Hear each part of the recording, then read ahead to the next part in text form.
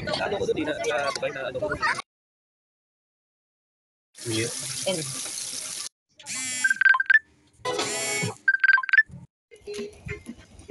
Wala na tayo. Ewan ko ano yung gano'n. Oh.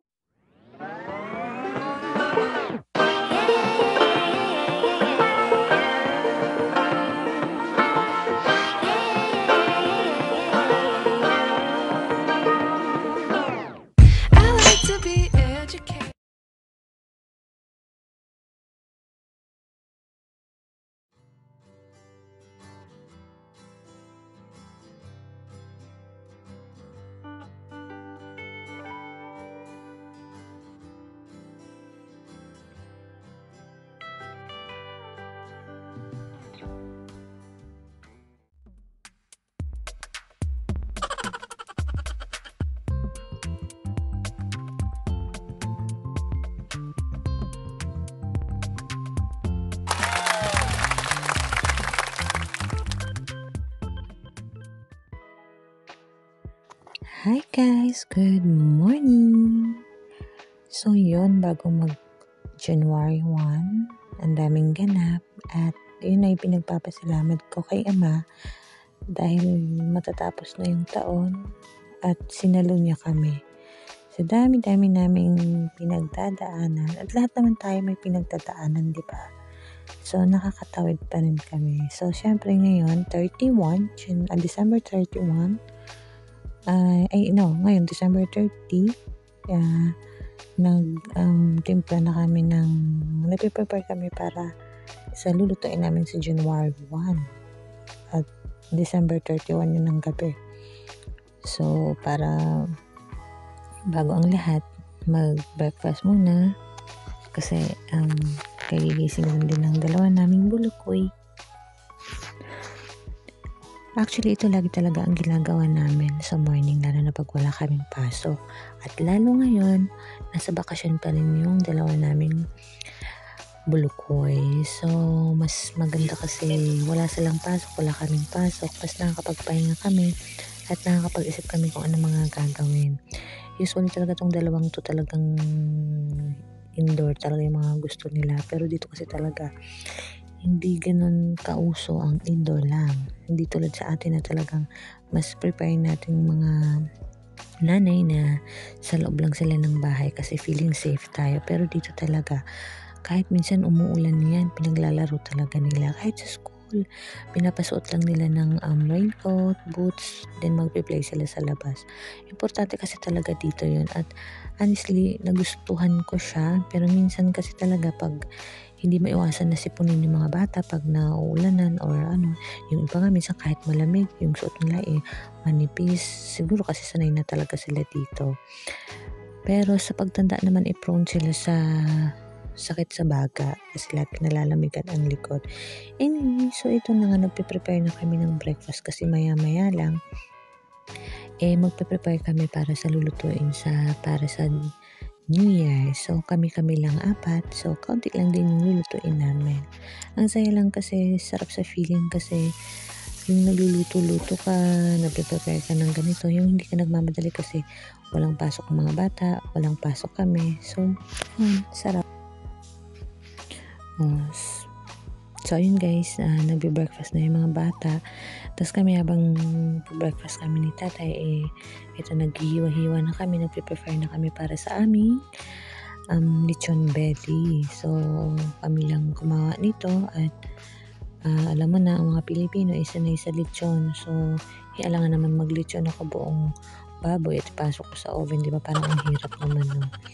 So, yun, nakakatawa lang kasi pag hindi ko alam yung ingredients or what, nakakapagtanong ako sa kapatid ko kasi yung kapatid ko ay chef. So, yun. Ang sarap lang magluto, no? Pag ganito ang panahon, malamig. Tapos, nakaka-excite kasi alam natin na, ewan ko ba, kasama mo yung family mo. Ang iba talaga yung feeling pag andun yung mga bata, andun yung partner mo. Ang sarap yung sa feeling na magkakasama kayo lalo na pag ganito. So, si tatay na yung pinahiwa ko ng belly. Medyo hiniwa lang namin sa loob para nga isip namin pag medyo hiwa-hiwa sa loob, papasok yung lasa ng ating lechon belly. So yun guys, habang hinihiwa naman ni tatay, ako naman ay nagpe-prepare para sa panglagay dun sa loob ng belly. Pero bago namin ilagay yun, medyo talagang sabi nga ng kapatid ko, pag matigas pa yung belly mo, talagang totally ano na siya, yung malambot na ulit siya kasi pag galing siya sa freezer.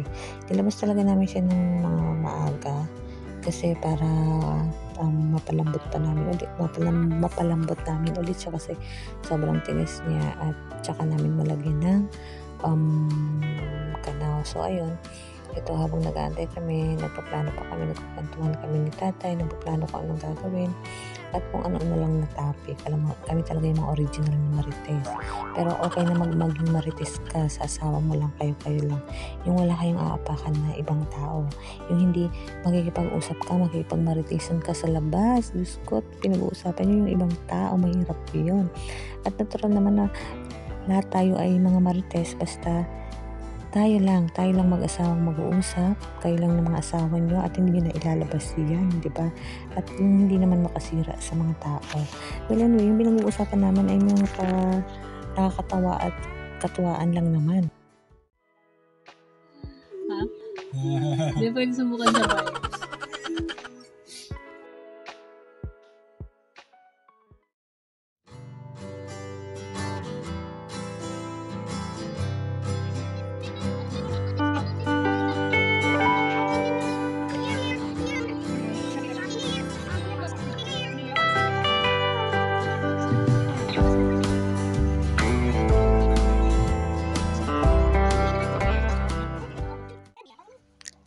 Hi guys! So December 31 na, mamaya ay January 1 na. So ito na, nag-iihaw na kami, nakasalang na din yung aming lechon belly na medyo may palpak ng kaunti at syempre meron din kaming fish. So habang nagluluto kami ni tatay yung dalawa, ay dito lang sila sa kwarto at nag-aantay. Ganyan din kami ng mga bata. Habang si mama at papa na sa kusina, kami naman ay nanonood ng TV lang sa kwarto. So ayun, syempre arte-arte muna tayo kasi magja-January 1 na. Birth man.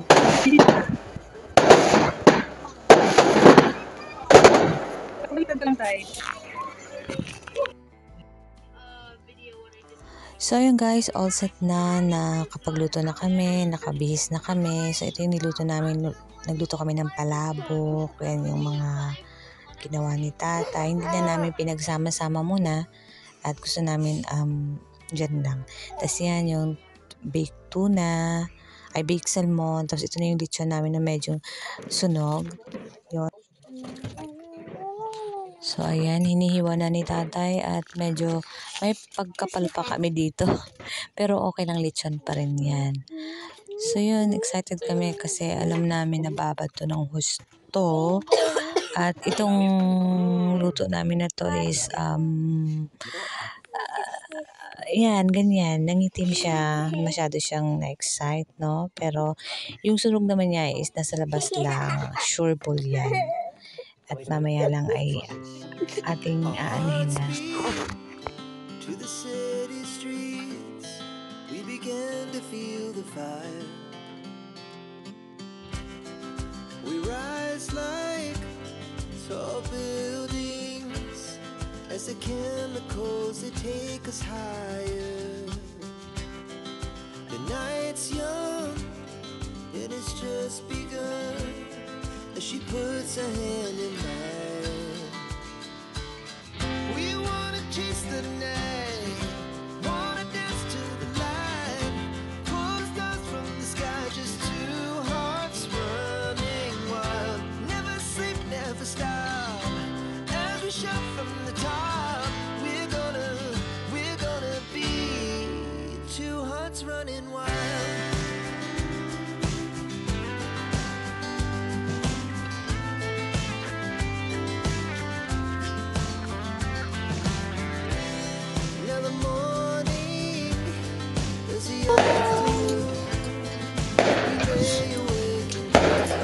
Happy New Year! hours pass. I get the phone. Happy raining. Happy New Year's. Happy raining. Ano po yun eh? Happy raining. Happy raining. Happy raining. Happy raining. Happy raining. Happy raining. Happy raining. And happy food. Happy food. I hope I don't like this. I don't like this. Wala siya sa may...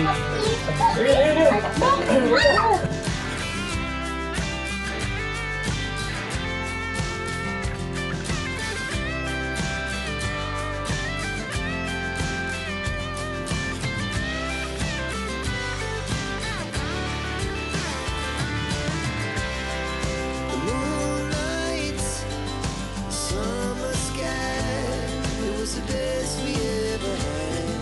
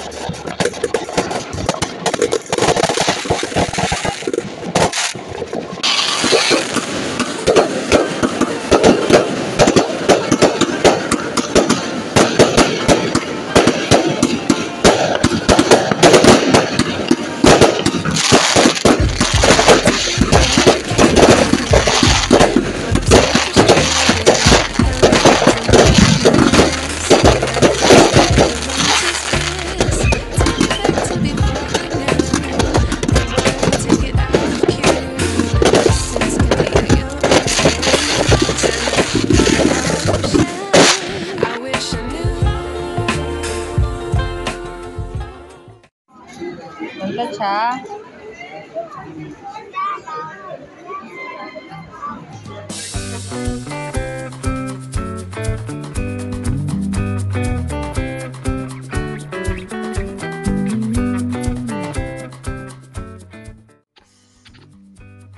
Hi guys! Happy New Year! Welcome 2024. Thank you so much 2023, Char. So, syempre, first day of the year. So, ang ginawa namin is naglakad-lakad kami sa city. So, kung makikita ninyo, nandito kami sa dam. Dito, dati nakikita ko lang to sa picture. So, dito nagpapapicture yung mga tao. So, dun sa part na may mga ipon. So, dito first time namin pumasok sa building na to. Wala lang, nag-ikot lang talaga kami as in. Wala lang, maganda sa feeling kasi bakasyon, walang pasok sa mga bata, wala din kaming pasok. So, magkakasama kami kasi yun lagi kami excited pag walang pasok ang mga bata kasi kompleto kami lagi, 4 at syempre magkasama kami ni tatay, kasama namin yung mga bata.